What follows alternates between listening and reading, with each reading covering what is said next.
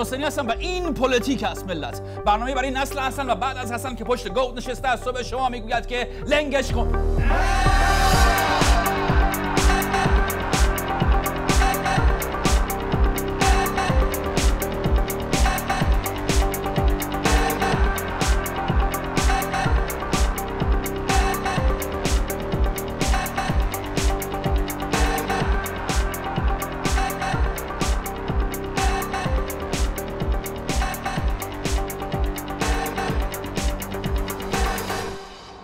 خدمت شما عرض شد که اگه نمیدانستید بدانید که این آقا یعنی صادق لاریجانی مسئول برقراری عدالت در کشور است و چون تعداد آنها یکی دوتا نیست، این یکی را عاملی لاریجانی مینامند، آن یکی را دکتر لاریجانی مینامند، یکی دیگر را لاریجانی حقوق بشر و بقیه باقر فاضل اینا که خب در این گرده کلا مهم نیست و بگذاریم. همین صادق عاملی لاریجانی هفته پیش چی گفته؟ اوره بگو. صادق لاریجانی هفته پیش گفت رئیس قوه قضاییه درباره مفاسد سیاه نمایی نشود. بعد هم ادامه داده ما ابایی نداریم که اگر مسئولی مرتکب تخلف شد با فسادش برخورد و به جرایم وی رسیدگی کنیم. نکته اینجاست که آقا جان، صادق جان، این سیاهه. وقتی سیاهه که نمیشه گفت سفیده. کسی مشکل نداره که اوضاع مملکت سیاه در سیاه باشه، فقط نباید بگی سیاهه. کسی مشکل نداره که مردم فقیر باشن، مشکل اینه که بگی مردم فقیرن. کسی مشکل نداره که کسی دزدی اختلاس کنه، فقط نباید بگیم دزدی اختلاس وجود داره. برای چی رو بگو؟ برای اینکه کلمات از واقعیت مهمتره. کسی عین خیالش نیست که سن فحشا هر روز داره میاد پایین. فقط مسئله اینه که چرا این واقعیت گزارش میکنن؟ اصلا چرا راه دور میری؟ راه دور نرو، همین آمریکا رو بگو. همه حکومت در حال آشتی کردن با آمریکا هستن، ولی قرار نیست که گفتن مرگ بر آمریکا متوقف بشه. میشه برنامه هسته‌ای رو متوقف کرد ولی نباید در موردش حرف بزنیم. 8 سال هر روز اون رئیس جمهور سابق دائم تهدید میکرد فهرست مفسدین اقتصادی رو منتشر میکنه. حرف زدن در موردش خوبه ولی کو فهرست؟ شما فهرست دیدی؟ نه والا. شما دیدی؟ نه والا. اصلا اگه سیاه نمایی بده اول از همه باید رئیس قوه قضاییه خود آقا رو دستگیر کنه. هیچ کس به اندازه شخص شخیص آقا سیاه نمایی نکرده. حرف حق. 20 ساله میگه این وضع اقتصادی چیه؟ خرابه. میگه من از وضع فرهنگ راضی نیستم. میگه مردم فقیرن. خب آقای محترم، مگه ما رئیس مملکتیم که سیاه نمایی میکنیم؟ ما رو سیاه نمایی میکنیم. تو که خودت از همه بیشتر سیاه نمایی میکنی. نکته رو بگو حالا. نکته حالا چیه؟ نکته حالا اینه که چجوریه که درست وسط این حال احوال، وسط این همه دلواپس سیاه نما، وسط این داستان که معاون اول رئیس جمهور به دلیل فساد مالی به زندان محکوم شده و معلوم شده که در بزرگترین فساد مالی آقای بابک خان 3-4 تا وزیر نقش داشتن، یه دفعه قرار شده سیاه نمایی متوقف بشه. چجوریه که 8 سال قبل حرف زدن درباره خاتمی هاشمی و فساد دولتشون واجب بود و دزدگیر 88 دست آقای رئیس جمهور بود و به همه میگفت دزد، ولی امروز نباید کسی به دزدانی که محکوم شدند بگه دزد. والا. حالا اکبر بگو. برای اینکه اون موقع پای اکبر آقا گیر بود و وقتی شعار میدادن دزدگیر 88 دزدگیر 88 قرار بود رقیب آقا هم میدون در بره. ولی حالا همه دزدانی که فرد تا فرد پرونده فساد مالیشون رو شده همه با همون رفیق بودن که اصلا به آقا چی نزدیکتر بود. حالا همه دزدها و مفسدین سیاسی اقتصادی از همون دولتی هستند که آقا پشتیبانش بود. برای همینه که حالا دیگه باید همه چی شات آپ دیگه کسی سیاه نمایی نکنه، چون آقامون خودشون حامی همه اونهایی بودند که حالا اسناد پولهای زیرمیزیشون اومده کجا؟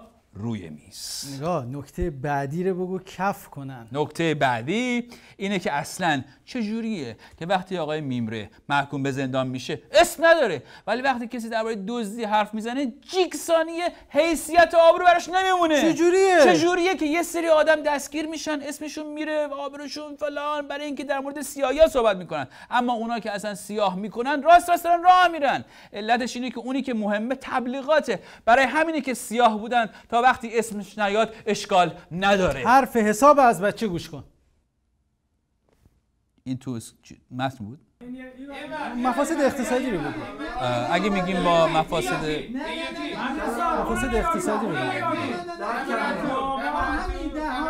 اگه این مفاسد اقتصادی رو بگو. اگه میگیم با مفاسد اقتصادی باید مبارزه بشه، مگه میشه بدون اینکه سیاهی رو نشون بدی باهاش مبارزه کنید؟ اصلا برای چی همش مفسدین رو تهدید میکنین شما؟ موضوع همینه. هی میگین مفسدین رو رسوا میکنیم. تازه وقتی هم که میخوان مبارزه کنن قصدشون مجازات متخلف نیست، قصدشون رسوا کردنه. یعنی باز هم چی؟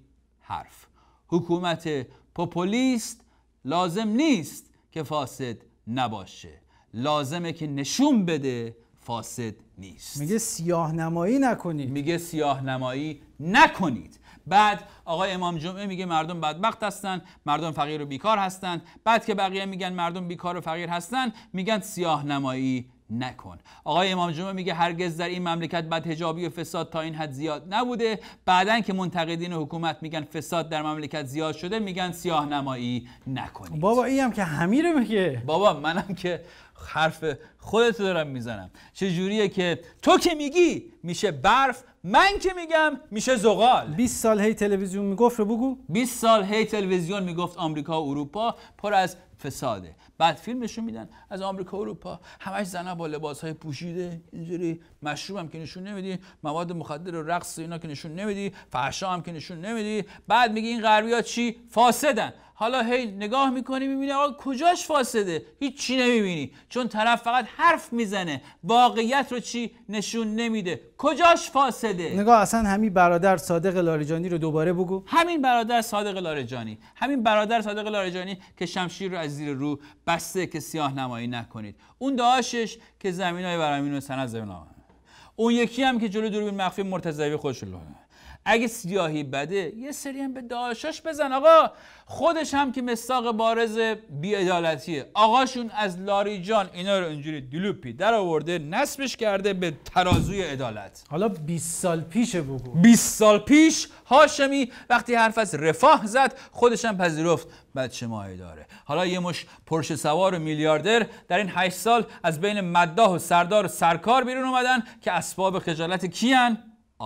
آقا خوشش میاد پول و ثروت نره دست مخالفاش و دست رفیقاش باشه، ولی عادت کرده همیشه بگه آقا من کلا خیال جیف دنیا هستم. حالا هی برادر پاسدار پیداش میشه، بچهش پرشه سواره، مداح میلیاردره، با پول خورداش هواپیما و تیم فوتبال این ور میخره و فلان حرفا. در این 8 سال یه زندگی سراپا سیاه برای ملت درست شده.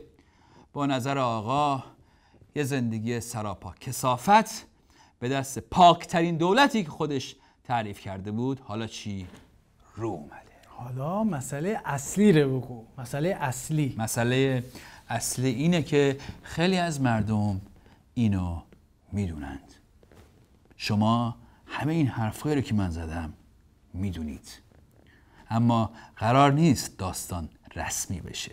اگه رسمی بشه این پاشنه آشیل کل جریان اصولگراییه. برای همینم کلا سیاه نمایی چی؟ ممنوعه. سیاه بودن اشکال نداره، فقط نباید حرفش رو زد. به عبارتی سیاهی ترا نخم، بلایی ترا نخم، سیاه سخته ترا نخم، پدر سخته ترا نخم. بشو ترا نخم، سیاهی ترا نخم، سیاهی ترا نخم، بلایی ترا نخم، سیاه سخته ترا نخم، پدر سخته ترا نخم. بینندگان عزیز، همونطور که در جریانید و مطلع هستید، الان در جهان، منطقه و ایران کلن آقا شما از غزه بگیر تا بشار اسد و کوبانی و 5+1 و این ورتر نتنز خودمون، هیچ مسئله حل نشده ای همونجوری که شما میدونید نمونده، باقی نمونده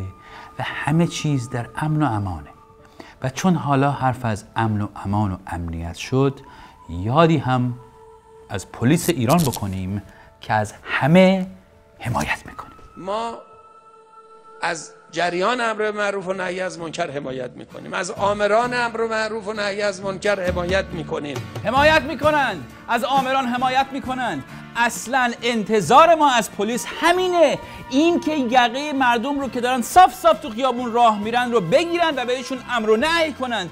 انتظار زیادیه؟ شما میگن انتظار زیادیه؟ این انتظار در جامعه وجود داره. نباید این انتظار در جامعه وجود داشته باشد. هر ناحیه‌ای یک پلیس در کنار او باشد که اگر مورد تعرض واقع شد پلیس از او دفاع کنه. خب این که امکانی نداره، چنین امکانی وجود نداره. ما چیشو گرفتم. این دیدین بینندگان، ما چیشو، چنین امکاناتی وجود ندارد. همین هفته پیش نیروی انتظامی امکانات جدیدش رو نشون ملت داد، همه دیدن. بفرما اینا الکی از زیر امر به معروف و نهی از منکر در میره پلیس. ملت بفرما در حد جنگ ستارگان امکانات برای امر به معروف و نهی از منکر هست. ماشین چشکور کن، ماشین آب پاش، این از ماشین چشکور کنه خودش یه جورای منکره، ولی خب چرا جامعه رو آقا محروم میکنید آقای رئیس پلیس؟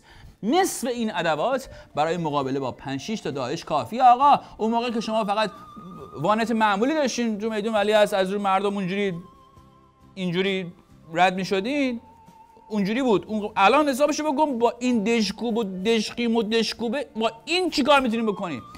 با همین یارو اتوبوسه از اون چند نفر شما میتونید رد بشن؟ این اصلا چند وقت دیگه آقا 5+1 میگه سانتریفیوژ رو رها کن، این وانتا و اتوبوساتون رو دشقیم و اینا رو غنی سازی نکنید.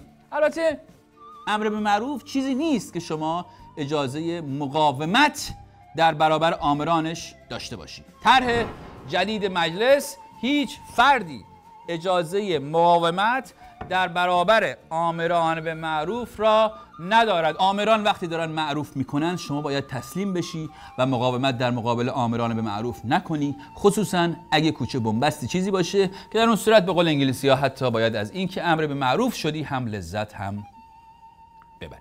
البته بعد از تصویب این طرح ما متوجه شدیم یه سری حقوقی داشتیم، ولی خب چون سرمون به داعش و اینا گرم بود تا حالا نمیدونستیم. مثلا ما تا چند روز پیش نمیدونستیم که اگه یکی میاد تو خیابون بهمون میگه خانومم مثلا حجابت رو رعایت کن، میتونستیم بهش بگیم به تو چه، یا حداقل میتونستید یه مثلا اینجوری چش قره برید، چه مثلا چپ نگاه کنید. میدونستین؟ نمیدونستید. شما تا چند روز پیش میتونستید با آمرین امر به معروف و نهی از منکر برخورد کنید. یعنی طرف میومد میگفت من امر میکنم تو را به معروف که 4 تا لاخ مویت را بکن تو، و شما میتونستید بگید. ولی از امروز نمیتونید. از امروز اونها میتونند. البته اون موقعی که هنوز مجلس این طرح رو تصویب نکرده بود ریختن روی پشتون مردم که هنوز بهشون امر نشده بود که مقاومت نکنند، بلد نبودن، مقاومت کردن، در حین امر کردن یکی افتاد مرد. بفرما. مرگ یک شهروند تهرانی در جریان جمع‌آوری ماهواره و تهدید خانواده برای سکوت. الان که مجلس تصویب کرده که دیگه حق ندارین، دیگه به یارو آمره دستم دیگه نمیشه زد. قبلا هم مثلا بهش میشه گفت مثلا، الان دیگه چی؟ دستم دیگه نمیشه بهش زد. یعنی اون میتونه به شما دست بزنه یا مشت بزنه یا باتون بزنه، ولی شما یا دست فلان، ولی شما حق ندارید. اونا حق دارن که هر امری بکنن. حالا سوالی که مطرحه برای ما نادمانه، یکی باید حتما ما رو امر نهی کنه چون خودمون عقلمون نمیرسه، اینه که فایده امر به معروف و نهی از منکر چی است؟ این فایده امر به معروف و نهی از منکر همین است که نیکی و بدی همچنان نیکی و بدی بمانه، باقی بمانه. 100 بار بدی کردی و دیدی ثمرش را. نیکی چه بدی داشت که یک بار نکردی؟ آقا چرا اصلا باید نیکی و بدی باقی بمانه؟ چرا نباید همه بدی ها نیکی بشه واقعا؟ این از این. البته بعدش یه چیز دیگه من بگم، این آمران معروف کجا دانشگاه رفتن؟ برای ما جالبه بدونیم این آقا چه جور شغلیه؟ اون کسی که به خاطر یه آنتن ماهواره جون یکی رو میگیره نیکیه، اون که پای ماهواره نشسته پلیتیک میبینه بدی بوده یا چی؟ این یه ذره من الان گیج شدم. آمری شغل دولتیه، شغل دومه، شغل اوله، ساعت کارشون چه جوریه، تعطیلات دارن ندارن، بیمه هم دارن آمران نیکی و معروف. مثلا توی یکی از جای مثلا ولیعصر یا میدون ونک که شلوغ‌تره، سختی کارم بهشون تعلق میگیره یا نه؟ از چند روز قبلش آمادگی هم میخوان یا نه؟ برای ما سوال آقا اصلا ابزار این شغل چیه؟ ما ابزارمون اینجا این کاغذا، مثلا این لیوان و کراوات و میکروفون، اینا چیزاست، اینا ابزار ماست. ابزار آمران چیه؟ از کی بپرسم؟ من میگم. مجتبی ذوالنور، مشاور ولی فقیه در سپاه رو بالا. روایت ایشان از 10 ساعت مذاکره با کرد. اگر چند روز پیش از فتنه خیلی ها به مصالح فروشی ها و چوب فروشی ها در تهران و شهرهای اطراف تهران مثل کرج مراجعه می‌کردند تا برای نمونه دستبیل بخرند، بعضی نداشتند چون از پیش توسط عده‌ای خریداری و انبار شده بوده. خیلی نقش گسترده‌ای داره بینندگان عزیز بیل و دستبیل توی مملکت. ابزار آمران مشخص شد. دستبیل ابزار آمران به معروف. شما برای امر به معروف شدن باید اول یه دستبیل داشته باشی. حتی یکی از دلایل اخراج مرضیه دستشیردی از وزارت بهداشت همین دسته‌بیل بوده. اولویت بندی هایی که در وزارتخانه اصطلاح صنعت و معدن و تجارت میشد، وقتی که همینطور نگاه میکردیم بدید این دستگاه‌های تجهیزات پزشکی ما اولویتش مثلا اولویت 8م، بعد خوراک سگ و نمیدونم دسته بیل و زین اسب و غیره اینا اولویت‌های 4م و 5م و غیره است. ایران تنها کشوری که توش وقتی میخوان دسته بیل وارد کنن اول باید با وزارت بهداشت هماهنگ کنند. حالا به جز دسته بیل راه دیگه ای نیست برای این کار. ابزار مثلا حرفی نداریم. سریال لوس چی میگه؟ میخوای ارشادم کنی؟ اگه آمادگیشو داشته باشی آره. لوس. میخوای ارشادم کنی؟ اگه آمادگیشو داشته باشی آره. یعنی برای ارشاد اینجوری رفتین از این ماشینا خریدید. الان ملت با دیدن این سریال لوس کاملا آماده امر و نهی شنیدن هستن. چرا؟ چون وقتی که در جامعه گناه منتشر بشه ما مردم هم با گناه خو میکنیم. شما نمیدونید وقتی در جامعه گناه منتشر بشود، وقتی در جامعه گناه منتشر بشود مردم با گناه خو بگیرند، اون وقت کسی اگر در رأس جامعه هم بخواهد مردم را به خیر و صلاح و معروف و نیکی سوق بدهد کارش با مشکل مواجه خواهد شد. نمیتوانه یا به آسانی نمیتوانه. تشکر میکنم ازشون. یعنی ایشان به عنوان رأس جامعه به این جنبندی رسیدن که جامعه رو که 20 ساله در رأسش ایشون بوده و 10 سال قبلش البته ایشون در رأسش بوده فساد و گناه گرفته و شما هم تخم دوزرده داری که خیر صلاح 75 میلیون رو تکی، اونم تکی. میدونی که یه سری آدم با چوب و چماق میتونن اون چیزی که شما بهش میگی فساد، مردم بهش میگن زندگی عادی رو چیکار کنی؟ عوض کنی. راستی صحبت از 20 سال ولایت مطلقه بر مردم شد. این آقای رأس امور الان کجاست دقیقاً؟ مشکلی شما عمل کرده بوده این حال شما خوبه، مشکلی بر نشستن روی رأس امور نداری دیگه. چند وقت بود عکسی چیزی از شما آپلود نمیشه روی سایت، فیسبوک، اینستاگرام. ما نگران شدیم. کجای شما؟ بعد از عمل جراحی این اولین باریه که من موفق شدم بیام کوه. این هم توصیه آقایان پزشکان بود. به من گفتن که خوبه که برید کوه. بله. رهبر ما هم که خدا رو شکر سالمه. مشاهده کردید ولایتش کامله، فقط جامعه ناسالمه که اونم به حول و قوهش با امر معروف و اینا سالم میشه میره بالای کوه. اصلا شاید به خاطر علاقه آقا به کوهه که زندگی رو برای مردم کردن مثل از کوه بالا رفتن. هر روز ملت به خاطر علاقه آقا به کوه بعد صبح که از خواب بیدار میشن این زندگیشون شده مثل از کوه بالا رفتن. شروع کن اینجوری آقا برو از این کوه بالا تا آخر شب برسن به اون قله کوه. کدوم کوه؟ همون کوهی که آهو تاب داره. های بله. یا بریم کوه، کدوم کوه؟ همون کوهی که آهو نام داره. های بله. بچه زیاد به پایش تاب داره. های بله. بچه زیدم را مزن، خرگوش دشتم را مزن، آهوی کوهم را مزن، آهوی کوهم را مزن. خال آهو به خال یار میمانه بله. خال آهو به خال یار میمانه بله.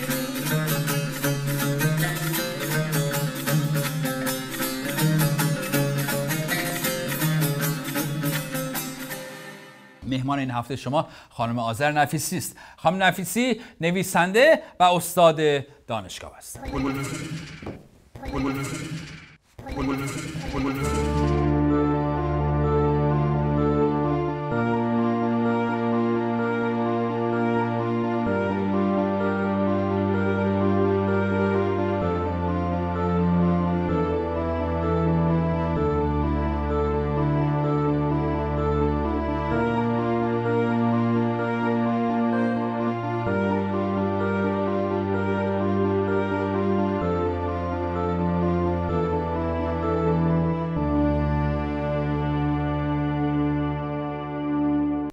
خانم نفیسی خیلی خوشحالم که به برنامه ما آمدین. یه عالمه حرف داریم برای گفتن.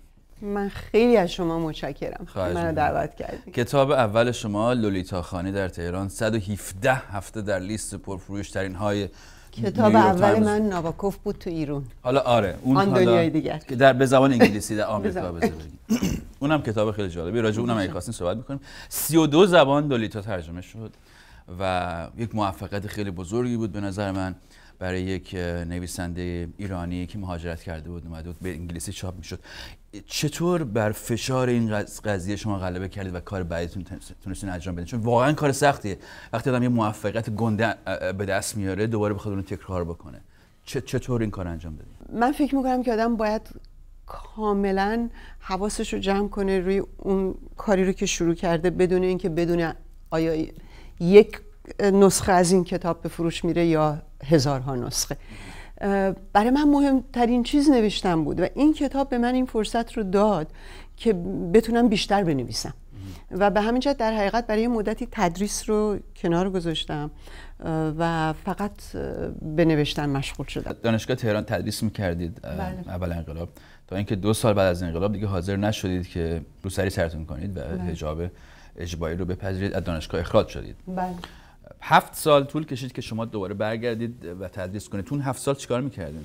توی اون 7 سال می نوشتم، می خوندم با آقای گلچیری اون زمانی که بودن. خیلی آقای گلچیری و گروهشون به اصطلاح زنده موندن من کمک کردن، به خاطر اینکه جلسات کتابخونی داشتیم و جلساتی داشتیم که راجع به مسائل ادبی صحبت میشد. از اون طریق به همچنین درس میدادیم توی گروه های کوچیکی که بود. مثلا بوفکور رو یادم یکی از کلاسایی که درس دادم که بعدها که آمدم اینجا یکی از کسایی که تو اون کلاس بود برای من تمام جزوه صحبت های بوفکور رو فرستاد و من فکر کردم چقدر پربار بود کلاس های گلچیری که اون کلاس ها و محیط آدمایی که وقتی که همه درها روشون بسته میشه از طریق تخیل و تفکر درهای دیگه ای رو باز میکنن که هیچکی نمیتونه ببنده. بعد دوباره بعد از 7 سال تصمیم گرفتید که روسری مانتو سرتون بذارید برگردید سر کلاس. چطور شد که پذیرفتید؟ رفتید دانشگاه علامه. اول اینکه 2 تا چیز توی خونه منه، یکی نوشتن یکی تدریس و اینکه آدم تو خونه باشه فقط یا توی یه گروه کوچیکی کار بکنه یه مقداری خفقان آوره. دوم اینکه در تمام طول تدریس من تو دانشگاه علامه ماها با روسری و بعضی که من کلاسامو اداره می‌کردم مسئله داشتیم، چون من با خودم تصمیم گرفتم که من باید حداقل اینقدر موم بیرون باشه و یه ماتیک کمرنگم بزنم و برم دانشگاه. و خب دائم میرفت منو صدا میکردن تو دفتر رئیس دانشکده و به من توضیح میدادن که شما بهتره که رعایت کنین و یک جنگ واقعا داخلی وجود داشت بین ما. قسم اصلا تعریف نیست، این به خاطر من نبود، به خاطر تشنگی بچه ها بود. کلاس ها خیلی محبوب بودن و ما خیلی کارهای زیادی کردیم اونجا که من نمیتونستم بکنم اگه تو خونه میشستم. از جمله یک جلساتی رو تشکیل دادیم توی دانشگاه که سخنرانی باشه. اولین سخنران ما آقای کیارستمی بود که تا اون موقع حاضر نشده بود که بیاد روی صحنه و راجع به فیلم خانه دوست بود. آخرین سخنرانی که اونجا انجام گرفت که شاهکار بود آقای بیضایی بود. آقای بیضایی اومد یه آب پاکی رو دست همه ریخت و هیچ وقت یادم نمیره از پله داشتیم میومدیم پایین و این دانشجوی جهاد که خیلی هم آدم بازی شده بود و فیلمای تام هنگس تماشا میکرد و اینا آمد کنار من گفت خانم موقع میگفتن خانم دکتر میخواستم بهتون یادآوری کنم که از این به بعد دیگه از این برنامه ها خبری نخواهد بود. چی گفت مگه آقای بیضایی؟ آقای بیضایی آمد اونجا و آقای بیضایی بود و بعدم گفتش میدونی اول اینکه یه نکته رو گفت که من هنوز یادمه و فکر میکنم که همه، یعنی من دارم میگم به بعضی از دوستان آکادمیک اینجا، چون یکی راجع به یه سوال کرد که مثلا چرا این کارو فلان نکردی، بعد آقای بیضایی گفت میدونین چیه، همه شماها دولت و روشنفکرها همه از ما میخواین که یه چیزی باشیم که شما میگین چرا نیستین، و بعد رفت توضیح داد که چرا خودشه و راجع به مرگ یزدگرد صحبت کرد که یکی از چیزایی بود که من هم راجبش نوشته بودم و هر کاری که میکردم جلو روش یه بنبست میامد. به همین جهت تصمیم گرفتم که استعفا بدم. من خیلی خوب علاقمندم به شما و شما دارین یه سوال خیلی غیر علاقمندی میکنین، من متوجه هم دارین چی کار میکنین. و شما بعضی موقع صحبت‌هایی میکنین که در سیاست اینجا در آمریکا اینجوری طبقه بندی میشه که شما خیلی از لحاظ سیاسی آدم لیبرال و آدم دموکراتی هستید و گاهی اوقات صحبت‌هایی میکنید که اینجوری برداشت میشه که انگار شما طرفدار حمله نظامی حتی به ایران هستید برای تغییر. آذر نفیسی کجا وای میسته این وسط؟ یک بار برای همیشه تکلیف خودمون رو روشن کنیم. خب اول اینکه اینو بهتون بگم، من وقتی از ایران آمدم، حتی توی ایرانم نظرات سیاسی داشتم ولی وابستگی نمیخواستم داشته باشم به هیچ گروه و دار دسته، حتی افرادی رو که دوستشون داشتم و بهشون اعتقاد داشتم. اینجام همونه. یعنی این که یکی بخواد بیاد منو بذاره توی قفس و بگه که تو یا با مایی یا بدون ما، از نظر من ولمعطله، میدونین، و باشون کاری ندارم. اون افرادی که میگن من جنگ و چیز کردم و اینا، یک دونه به اصطلاح مثال نمیتونن از طریق نوشته های من بیارن. اینا همه تخیلات مریضگونه این دوستانه. برای خاطر اینکه من چندین و چند مقاله دارم و این اعتقادمه، نه به خاطر اینکه میخوام. من اعتقادم اینه که هیچ کشوری با خشونت و با تعویض رژیم عوض نمیشه. دولت ها باید عوض بشن ولی از طریق تغییر ذهن ها. اعلی حضرت برن آقای خمینی بیان، آقای خمینی بیان، برن آقای خامنه ای بیان، تو زندگی ما تغییری نمیکنه. به همین جهت تمام زندگی من صرف این شده که دموکراسی هم روندش مهمه هم هدفش. این یکی. دوم اینکه اونایی که این حرفو میزنن نمیتونن هیچ جایی رو پیدا کنن تو کتابای من که ضد اسلام یا ایرانه، ولی اون چیزی که پیدا میکنن و بهش گیر میدن ضد جمهوری اسلامیه. اون افرادی که فکر میکنن جمهوری اسلامی یعنی ایران و یعنی اسلام، من باهاشون مخالفم. فکر میکنم جمهوری اسلامی بخشی از ایران اسلامه. ماها همه سهمی داشتیم در به وجود آوردنش و ماها همه مسئولیم که مقاومت کنیم در مقابل اون چیزی که خفقانه. توی آمریکا من همین کارو میکنم. سوال آخر من از شما اینه که چطور میبینید این نسل نو رو؟ من خب یکی از خوشترین خاطراتم توی ایران طبعا همونطوری که از کتابام معلومه دانشجوها و نسل جوان ایران بودم، چون توشون هم خیلی امکانات زیادی میدیدم و هم عشق و استعداد خیلی غریبی میدیدم و خیلی برام مهمه. فکر میکنم که جوانان ایران به طور غریزی فهمیدن که آزادی سیاسی بدون آزادی اجتماعی فردی و حقوق بشر به دست نمیاد. و همین جهت الان خیلی واقفترن به این مسئله تا نسل من که اصلا واقف نبودیم. ماها خیلی ایدئولوژی زده بودیم. اون چیزی که منو نگران میکنه اینه که وقتی که شما توی فرهنگی زندگی میکنین که خیلی تحت فشارین، عکس العملی میشین. یعنی یا عکس العمل خیلی منفی یه موقعی به شاه نشون میدادیم که البته به هیچ وجه موقعیت اون دوره با این دوره قابل مقایسه نیست، و حالا عکس العمل خیلی شدید نشون میدیم به دولت جمهوری اسلامی و میخوایم درست ضد اون باشیم. البته خیلیامون، نه همه. و من فکر میکنم که باید جوانان ما عکس العمل بذارن کنار. جوانان ما باید راهی رو پیدا کنن که ببینن خودشون چی میخوان و چطوری میخوان با دنیا وارد مذاکره بشن و از تجربیات مثل اروپای شرقی و آفریقای جنوبی، کشورهایی که از زیر خفقان آمدن بیرون و مبدل به یک کشور دموکراتیک شدن. برای همینه که من فکر میکنم فرهنگ مهمترین چیزی. من فکر میکنم بدون درک درست از گذشتمون ما هیچ آینده ای نداریم. برنامه ما در اینجا به پایان میرسه. من خیلی ممنونم از شما که تماشاگر این برنامه بودید. این آدرس توییتر ماست، این یکی هم آدرس فیسبوک ماست. من کامبیز حسینی هستم. شما برنامه پلیتیک رو تماشا کردید. تا هفته دیگه 10 شب تهران. آقا، خانم، دوست، آشنا، برادر، آقا هوای بغل دستی داشته باش که خبرهای خوبی در راه است.